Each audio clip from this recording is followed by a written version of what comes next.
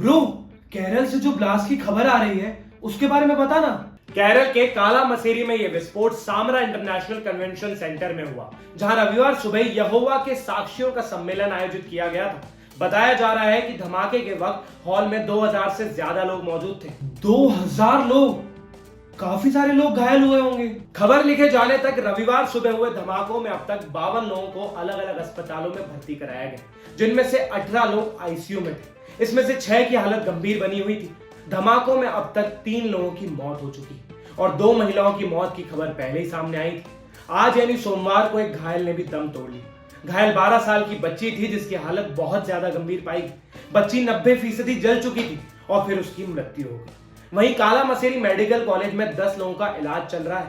इसके अलावा धमाके में लिबिना नाम की महिला समेत 2 लोगों की मौत हो गई। ब्लास्ट का पता चला कि कैसा बॉम्ब इस्तेमाल किया गया था? हाँ, इसकी जानकारी केरल के पुलिस महानिदेशक डीजीपी शेख दरवेश साहब ने तिरुवनंतपुरम में पत्रकारों से बात करते हुए दिया। उन्होंने कहा कि शुरुआती जांच के अनुसार विस्फोट आईईडी के कारण हुआ।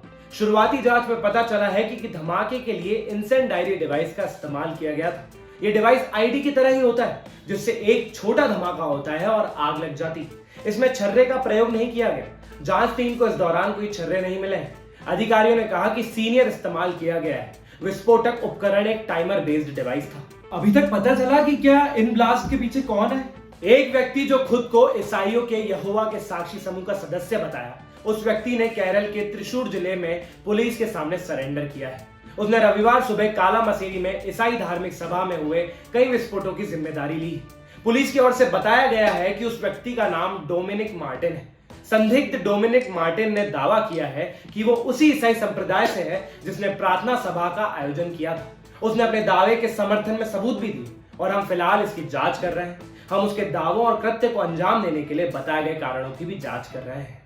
किस दौरान हुए ये ब्लास्ट? बताया गया है कि रविवार को इस 3 दिवसीय प्रार्थना सभा का आखिरी दिन था। सुबह लगभग 9:40 पर जमरा international convention and exhibition centre में विस्फोट हुआ। अगले कुछ मिनटों में एक के बाद एक 3 ब्लास्ट हुए और बताया गया है कि घटना की जांच के लिए तुरंत एनआईए की टीम केरल रवाना हो गई और साथ ही एनएसजी की टीम भी वहां पहुंची। सम्मेलन केंद्र में मौजूद लोगों ने पत्रकारों को बताया कि पहला धमाका प्रार्थना के दौरान हुआ। केंद्र के अंदर मौजूद एक बुजुर्ग महिला ने कहा कि पहला धमाका सुनने के बाद जब मेरी आंखें खुली तो मैंने देखा कि आग लगी हुई। सब लोग इधर उधर भागने लगे। ये एक विशाल हॉल है और अंदर बड़ी संख्या में लोग थे। एक अन्य बुजुर्ग व्यक्ति ने कहा कि मैं हॉल के किनारे खड़ा होकर आंखें बंद करके प्रार्थना कर रहा था। अचानक पास ही विस्फोट की आवाज सुनाई दी। मुझे चारों ओर केवल आग नजर आई और अन्य लोगों के साथ ही मैं दरवाजे की ओर भागा। ब्रो, क्या ये आतंकी हमला था? यह पूछे जाने पर कि क्या विस्फोटक को रखने के लिए टिफिन बॉक्स का इस्तेमाल किया गया था, जैसा कि कुछ मीडिया रिपोर्ट में दावा किया गया है, सूत्र ने कहा कि इस स्तर पर इसकी पुष्टि नहीं की जा सकती, क्योंकि घटनास्थल की जांच राज्य आतंकवाद रोधी दस्ते और एनआईए समेत कई एजेंसी की ओर से की जा रही है। ये पूछे जाने पर कि क्या यह आतंकवादी हमला था, इस पर डीजीपी ने कहा कि वो इस चरण पर कुछ नहीं कह सकते हैं। तो ब्रो, जो लोग घायल हुए हैं उनके इलाज को लेकर क्या अपडेट है? केरल की स्वास्थ्य मंत्री वीना जॉर्ज ने आश्वासन दिया कि इलाज करा रहे सभी लोगों को आधुनिक इलाज मुहैया कराया जाएगा। मंत्री ने साफ किया कि डॉक्टरों ने कहा है कि मामूली रूप से जले लोगों को प्रारंभिक इलाज के बाद छुट्टी दे दी जाएगी। मंत्री वीना जॉर्ज ने आगे कहा कि एक मेडिकल बोर्ड का गठन किया गया है। आगे की कार्रवाई मेडिकल बोर्ड के निर्देशन में हो सकती है। इलाज को लेकर चिंता करने की जरूरत नहीं है।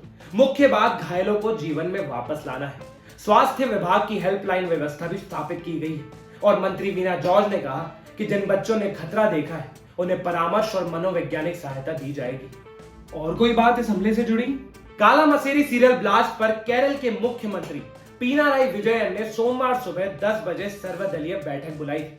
बयान के अनुसार सर्वदलीय बैठक में राज्य के सभी प्रमुख राजनीतिक दल शामिल हुए और उन्होंने यह भी संकल्प लिया कि केरल उन लोगों के राज्य के खंडित करने के अलग अलग प्रयासों पर किसी भी कीमत पर काबू पा लेगा, जो इस दक्षिणी राज्य में शांति, भाईचारे और समानता की विशेष सामाजिक स्थिति को बर्दाश्त नहीं कर सकते हैं। नफरत और हिंसा का कोई समाधान नहीं है ब्रो। बातचीत और शांति से भी मतभेद हल हो सकते हैं। इस मुद्दे पर आपकी क्या राय है? आप अपनी राय कमेंट बॉक्स में बता सकते हैं।